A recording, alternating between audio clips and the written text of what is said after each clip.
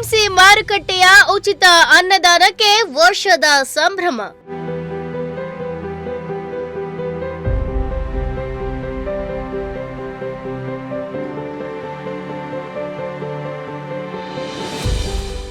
ಜಿಲ್ಲಾಸ್ಪತ್ರೆ ಮತ್ತು ಜೂನಿಯರ್ ಕಾಲೇಜ್ಗಳಿಗೂ ಯೋಜನೆ ವಿಸ್ತರಣೆ.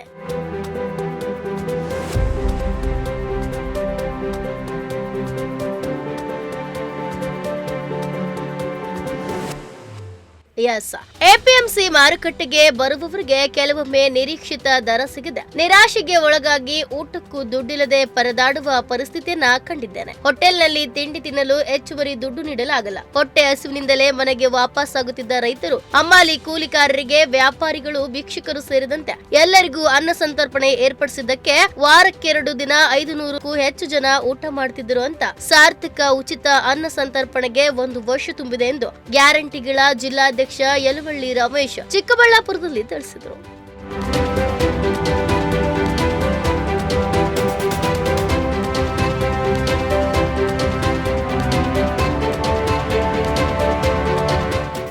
ರಾಜ್ಯ ಒಕ್ಕಲಿಗರ ಸಂಘದ ಗೌರವಾಧ್ಯಕ್ಷ, ಕರ್ನಾಟಕ ಸರ್ಕಾರದ ಗ್ಯಾರಂಟಿಗಳ ಅನುಷ್ಠಾನ ಸಮಿತಿ ಜಿಲ್ಲಾಧ್ಯಕ್ಷ ಯಲವಳ್ಳಿ ರಮೇಶ್ ಮಾತನಾಡಿ, ತಮ್ಮ ಅಭಿಮಾನಿಗಳ ಬೆಂಬಲದಿಂದ ಚಿಕ್ಕಬಳ್ಳಾಪುರ ಎಪಿಎಂಸಿ ಮಾರುಕಟ್ಟೆಯಲ್ಲಿ ಹಮ್ಮಾಲಿ ಕೂಲಿ ರೈತರಿಗೆ ಉಚಿತ ಅನ್ನದಾನ ಪ್ರಾರಂಭಿಸಿ ವರ್ಷ ಕಳೆದಿದೆ.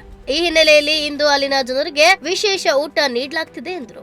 ಭಾಗ್ಯ, ಈ ಕೃಷಿ, ಇದು ಗೃಹಲಕ್ಷ್ಮಿ, ಶಕ್ತಿ, ಈ ತರ ಜನಪರವಾದ ಒಂದು ಯೋಜನೆಗಳನ್ನ ಒಳಗೊಂಡಂತ ಪಂಚ ಗ್ಯಾರಂಟಿಗಳಿಗೆ ಮಂತ್ರಿಗಳು ಮನೆಗೆ ಹುಡುಕೊಂಬಂದು ನಿಮ್ಮನ್ನು ಜಿಲ್ಲಾಧ್ಯಕ್ಷ ಮಾಡ್ತಾ ಇದ್ದೀನಿ ಅನ್ನೋ ಒಂದು ಜವಾಬ್ದಾರಿಯನ್ನ, ನಾನು ಅದು ಪದವಿ ಅನ್ನೋದಕ್ಕಿಂತ ಒಂದು ಜವಾಬ್ದಾರಿಯನ್ನ ನನಗೆ ವಹಿಸಿದ್ದಾರೆ. ಅದನ್ನು ಕೂಡ ಇವತ್ತು ನಾನು ನಿಭಾಯಿಸ್ಕೊಂಡು ನಮ್ಮ ಕುಟುಂಬದವ್ರ ಜೊತೆ ಇನ್ನೂ ಹೆಚ್ಚಿನ ಧರ್ಮದ ಕೆಲಸಗಳನ್ನ ಮಾಡ್ತಾ ಇದ್ದೀನಿ.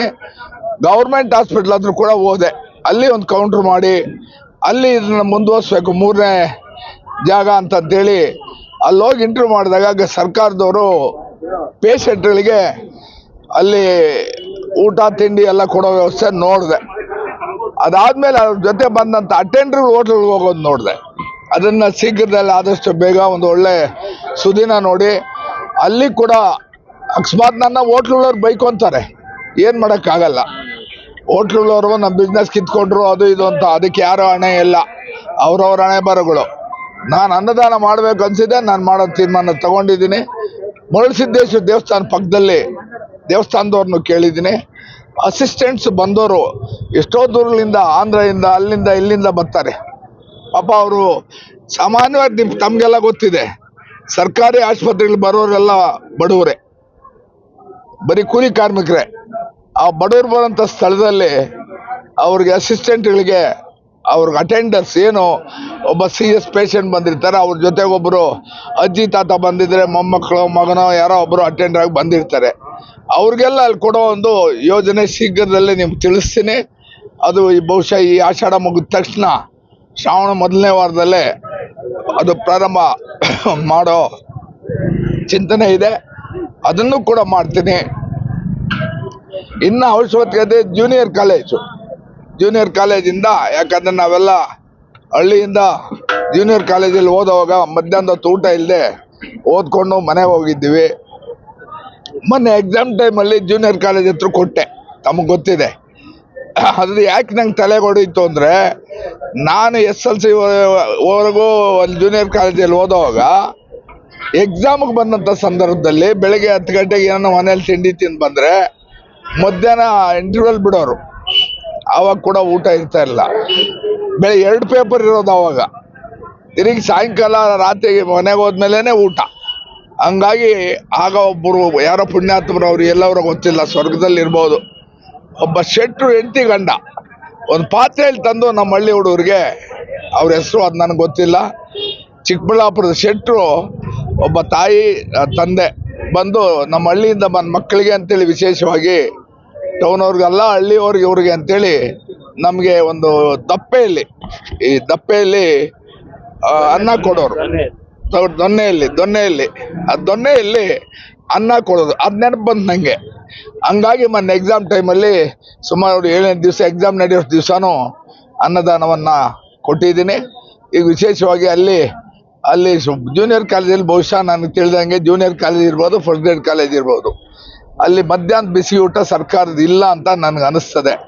ಅದನ್ನೆಲ್ಲ ಮನಗೊಂಡು ಇಲ್ಲ ಅಂದರೆ ಜೂನಿಯರ್ ಕಾಲೇಜಲ್ಲಿ ನಾನು ಓದಿದಂಥ ಶಾಲೆ ಅಲ್ಲಿ ಕೂಡ ಪ್ರಾರಂಭ ಮಾಡೋ ಚಿಂತನೆ ಮುಂದೆ ಇದೆ. ಇದಕ್ಕೆ ನೀವು ಕೂಡ ಸಹಕರಿಸ್ತಾ ಇದ್ದೀರಿ. ಇದು ನಾನು ನಿಮಗೆಲ್ಲ ಪ್ರಚಾರಕ್ಕೆ ಅದಕ್ಕೆ ನಿಮ್ಮನ್ನೆಲ್ಲ ಕರೆಯೋದು ನನಗೆ ಸಮಾಧಾನ ಇಲ್ಲ. ಆದರೂ ಕೂಡ ಇನ್ನು ನನಗಿಂತ ಹೆಚ್ಚು ಸ್ಥಿತಿವಂತರಿದ್ದಾರೆ. ಬೇರೆ ಕಡೆ ಅನ್ನಕ್ಕಾಗಿ ಒದ್ದಾಡಂಥ ಜನ ತಮ್ಮ ಮುಖಾಂತರ ಆದರೂ ನೋಡಿ ಪ್ರಾರಂಭ ಮಾಡಲಿ, ಅಲ್ಲೆಲ್ಲ ಪ್ರಾರಂಭ ಮಾಡಲಿ ಅನ್ನೋ ಒಂದೇ ಒಂದು ಉದ್ದೇಶದಿಂದ ನಾನು ನಿಮ್ಮ ಮಾಧ್ಯಮ ಸ್ನೇಹಿತರಿಗೆ ನಾನು ತಿಳಿಸೋದು. ಹಂಗಾಗಿ ಭಗವಂತ ಶಕ್ತಿ ಕೊಟ್ಟಿದ್ದಾನೆ. ಇನ್ನು ಇದೇ ವೇಳೆ ಹಮಾಲಿಗಳಿಗೆ ಉಚಿತ ಊಟವನ್ನ ನೀಡಿ ಅವರ ಹಸಿವನ್ನ ನೀಗಿಸುತ್ತಿರುವ ರಮೇಶ್ ಯಲವಳ್ಳಿ ಅವರನ್ನ ಮಾರುಕಟ್ಟೆ ಹಮಾಲಿಗರು ಸೇರಿ ಗೌರವಿಸಿದ್ರು.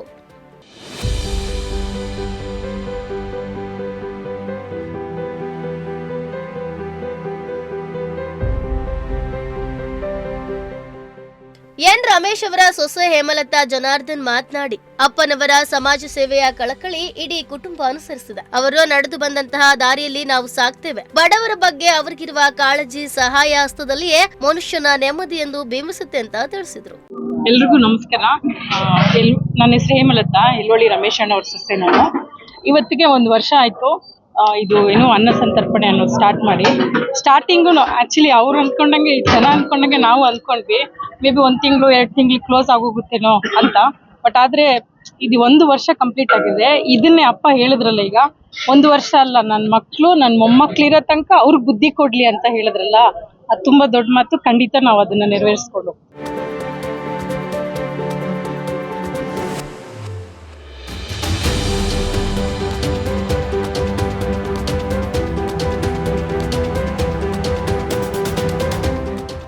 ಮೋಹನ್ ಕುಮಾರ್, ಪ್ರಜಾಶಕ್ತಿ ಟಿವಿ, ಚಿಕ್ಕಬಳ್ಳಾಪುರ.